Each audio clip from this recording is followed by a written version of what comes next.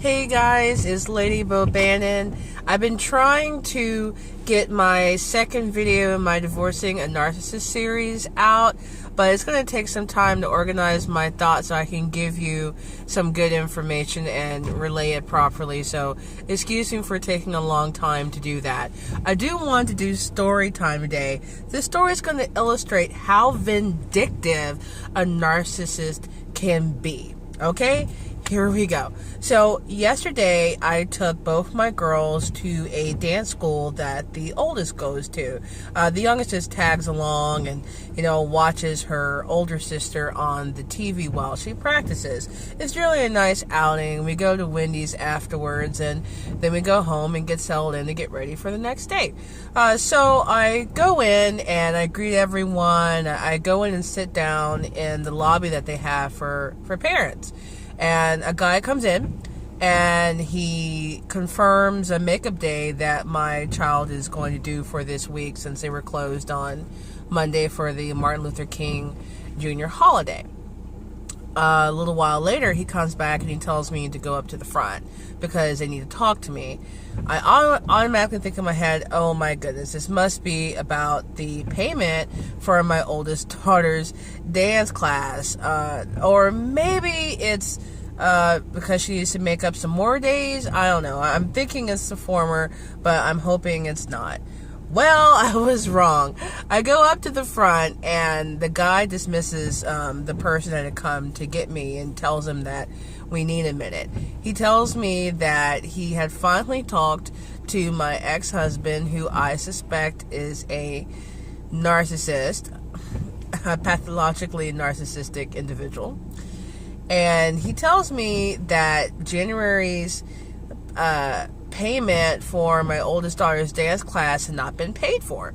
Now, my ex-husband is the one who has paid for it all this time. He's never mentioned not wanting to pay for it. There's been no communication from him in the last couple of weeks.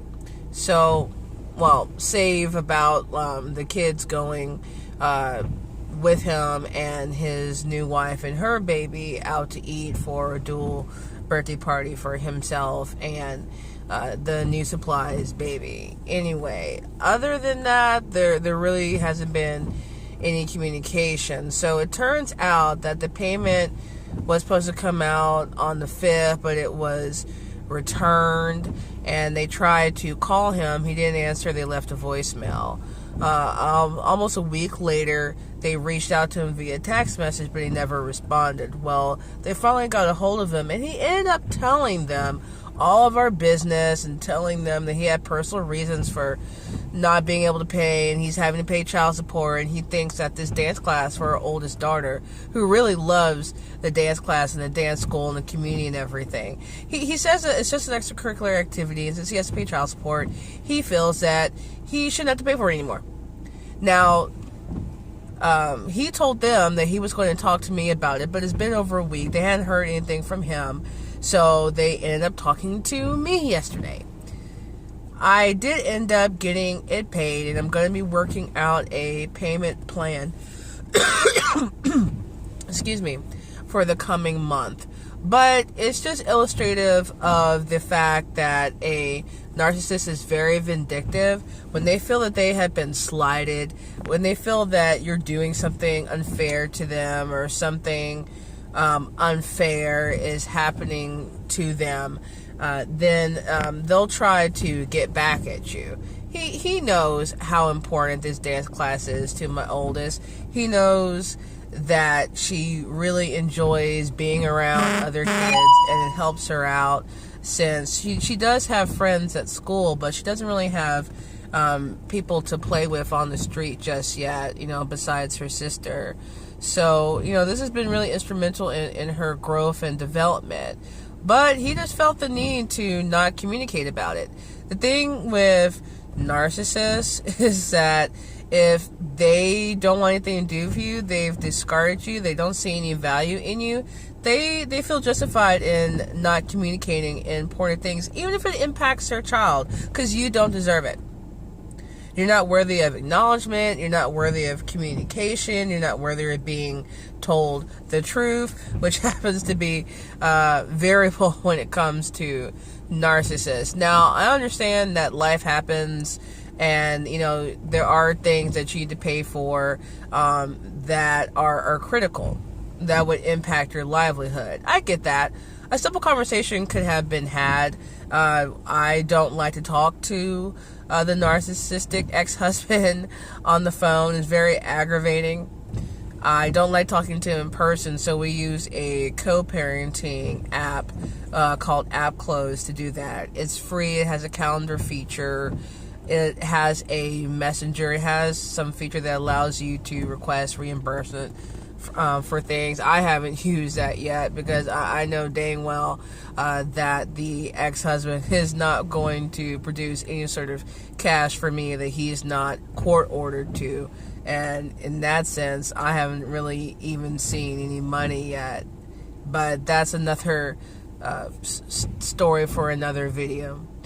Anyway, I was pretty upset and embarrassed at the front. For one, I didn't really want all my business out there. He could have just said, hey, talk to my ex-wife about paying. I'm in a situation. It would have been better if he would have reached out to me. But, he framed it as he was basically a victim for being made to pay child support. And he had a whole lot going on. And I could tell from talking to the person at the front that that they were sympathetic. They understood what I was going through. Hence, working with me on the payment plans. They told me that they didn't want to see our oldest daughter leave the school. So I'm very grateful for them for working with me to ensure that my oldest daughter can continue to go to her dance classes for the time being. It's sad that her father decided that she would just be a casualty of his feelings about having to pay child support and this and that. I guess he was also mad because I told him in App Close that he need not claim the kids. He was not eligible, and if he wanted to do that in the future, he would need to talk to me, and I would have to sign off on that on a form. I referenced him to publication 504, so he has the information. He's not going to read it. He's not a big reader. He doesn't like reading through more than a couple lines of text, Everything else is blah, blah, blah. Anyway, so that's my story. It does have a semi-happy ending. I didn't even say anything to my ex-husband about it. The only thing I did was give him a really short, unemotional message telling him to forget about planning for a joint birthday party for our youngest on a certain date. It was going to be on this weekend, and I had asked him if it was possible for me to do that on that weekend, since it's the weekend following her actual birthday, which happens to be on a weekday, and a busy weekday at that. So I just wanted to get everyone together. I offered to pay for him, the new supply, who he married 2 months after our divorce is finalized, or almost 2 months after our divorce is finalized, but anyway. And I was also going to pay for the new supply's child to come to the birthday party. It was looking like a good weekend for my family to also participate, hence why I wanted to ask about that. I didn't want to necessarily do it the weekend before or do it too much later after her birthday, but I'm just going to make plans to do it when it's convenient and when it's on my weekend. I don't want to have anything to do with their dad beyond what is required of me in terms of sending him information and informing him about some very specific things. So, if they have a doctor's appointment, I tell them the date, time, the name of the doctor, where he can go. That's it. I don't really care to give him any more details about what's going on with me personally. I have him blocked on Facebook. I have him blocked on just about all social medias that I can think of that I use. I want to go back and double check now. he can make another account and I guess spy on me for whatever reason, but I don't even think he's going to do that. He doesn't care enough about what I'm doing. He doesn't care enough about how what he's doing is impacting myself or his children. That's just how a narcissist is, you know. And I can say that based on my own personal experience and from what I've read in support groups on Facebook and stuff about how other people's narcissistic ex-partners act. So, you know, it's a good thing that our oldest daughter didn't find out about all that. She was in dance class, so she's not privy to all of that. And I hope she can continue in those classes. Yeah, oh man, it took a lot for me not to respond to my ex-husband and chew him out. But the thing that you have to remember is that they don't care. They don't have empathy for other people. They feel sorry for themselves. If something is impacting them, if they feel bad, sad, depressed, angry, you know, they want you to acknowledge that. But when it comes to them acknowledging how you feel or how they are impacting someone else, it doesn't matter. So when you realize that, it takes the sting out of it a tiny bit. I'm not going to say you know it's not frustrating, because it's really frustrating. It really makes me angry. But what is there to do other than ignore him? You have to plan and prepare for things to go sideways. These types of people are very vindictive. When they suffer a narcissistic injury and feel slighted, they're going to find a way to hurt you, especially if they have kids that they can use to hurt you, which is just, you know, freaking sick. But whatever. They're sick individuals, so there you go.